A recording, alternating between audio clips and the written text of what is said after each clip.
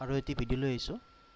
আজিৰ ভিডিওটি আমাৰ সফটৱেৰৰ লগত জড়িত নহয়, সাধাৰণ এটা সৰু ভিডিও। কিন্তু আমাৰ এছপিএমবিলাকে এই সৰু সৰু ইছ্যুটোৰ কাৰণে ফোন কৰি বহুত আমনি কৰি থাকে বা তেওঁলোকে বহুত অসুবিধাত ভোগে কাৰণে মই ভাবিলোঁ এইটো ভিডিঅ' কৰে আপোনালোকৰ মাজত এৰি দিওঁ। টেম্পৰাৰী ফাইল কেনেকৈ ক্লিয়াৰ কৰিব পাৰি আপোনাৰ মেচিনৰ পৰা। কেতিয়াবা কাৰণে কি হয়, ফিনাকেল কাম কৰি থাকোঁতে আপোনাৰ এক্সেছ নকৰা হয়, CPCৰ পৰা হওক বা আপোনাৰ এটা ইনষ্ট্ৰাকশ্যন দিয়া হয়, টেম্পৰাৰী ফাইলবিলাক ক্লিয়াৰ কৰি দিয়া, হিষ্ট্ৰী ক্লিয়াৰ কৰি দিয়া, ক্লিয়াৰ কুকিজ কৰি দিয়া, তাৰপাছত চাৰ্চ কৰি চালে আহি যাব। কিন্তু বহুতে নাজানে টেম্পৰাৰী ফাইল কেনেকৈ ক্লিয়াৰ কৰিম। গতিকে এনেকুৱা ইছ্যু হয়, গতিকে মই ভাবিলোঁ টেম্পৰাৰী ফাইল কেনেকৈ ক্লিয়াৰ কৰা হয় তাৰে কাৰণে এটা সৰু ভিডিঅ' মই আপোনালোকৰ মাজত এৰি দিওঁ।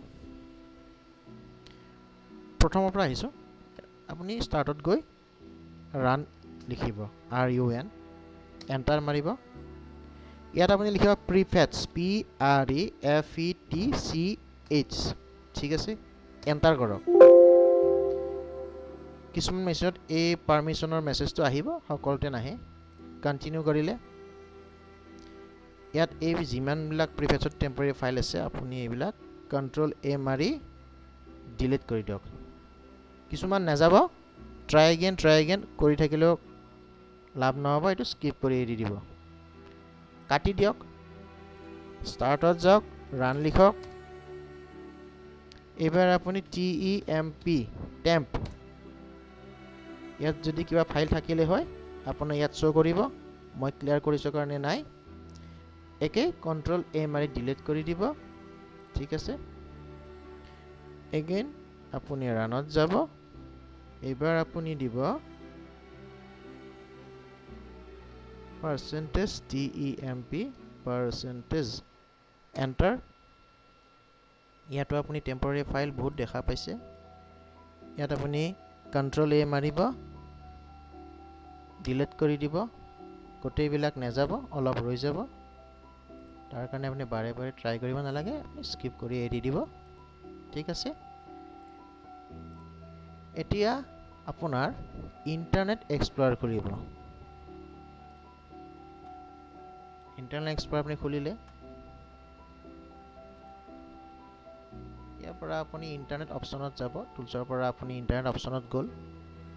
ইণ্টাৰনেট অপশ্যনত গৈ ইয়াৰ মাজৰ ফালে জেনেৰেল অপশ্যনতে আপুনি দেখা পাব browsing history, delete temporary files, Internet Explorer, history sheet, cookies, save password, ঠিক আছে। ইয়াত আপুনি ডিলিট কৰি দিব। ইয়াত ডিলিট কৰিলে আপোনাৰ কি কি আহে চব ইয়াত গোটেইখিনি গম পাব। ডিলিট কৰি দিলে আপুনি ডিলিট কৰি দিলে, ডাটাখিনি গুচি গ'ল। Internet explorer has finish deleting the selected browsing history আপোনাৰ হৈ গ'ল, ঠিক আছে। আৰু কাটি দিয়ক। আৰু এটা এপ্লিকেশ্যন আছে CC ক্লিনাৰ। CC ক্লিনাৰত যাওক। CC ক্লিনাৰটো এনেকৈ খোলা হ'ব।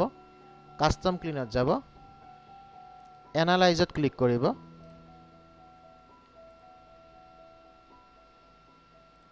এনেকৈ আপোনাৰ টেম্পৰাৰী ফাইলবিলাক শ্ব' কৰিব। চাওক, system, recycle, pin, temporary file, ডাম ফাইল, হিষ্ট্ৰী ফাইল, কুকিজ, দেখিছে, অপেৰাৰ কুকিজ, যিমানবোৰ টেম্পৰাৰী ফাইল শ্ব' কৰিছে এইটো আপুনি ৰান ক্লিনাৰ কৰি দিব। এয়া হৈ গ'ল। এইখিনি কৰাৰ পিছত আপুনি ৰিচাইকেল বিনটো এমটি কৰি দিলে ভাল। এতিয়া অলৰেডি আপোনাৰ CC ক্লিনাৰে এমটি কৰিয়ে দিছে। আপুনি অ'পেন কৰি চাওক, এমটি ৰিচাইকেল বিনটো, ঠিক আছে। এতিয়া আপুনি মেচিনটো এবাৰ ৰিষ্টাৰ্ট কৰি চাওক, তাৰপিছত আপুনি নিশ্চয় সুফল পাব। আশা কৰিছোঁ মোৰ ভিডিঅ'টি চাই পেলাই আপোনালোকে মেচিনৰ পৰা কেনেকৈ টেম্পৰাৰী ফাইল, কুকিজ ডিলিট কৰিব পাৰি এটা শিকিব পাৰিছে। ভিডিঅ'টো যদি ভাল লাগে তেতিয়াহ'লে লাইক কৰিব, বেলেগৰ সুবিধা হোৱাকৈ শ্বেয়াৰ কৰিব, আৰু মোৰ চেনেলটি নতুন নতুন ভিডিঅ' পোৱাৰ কাৰণে ছাবস্ক্ৰাইব কৰিব। আশা কৰিছোঁ আপোনাৰ দৈনন্দিন কৰ্মক্ষেত্ৰত মোৰ ভিডিঅ'টিয়ে অকণমান হ'লেও সহায় আগবঢ়াব। ধন্যবাদ, আকৌ লগ পাম।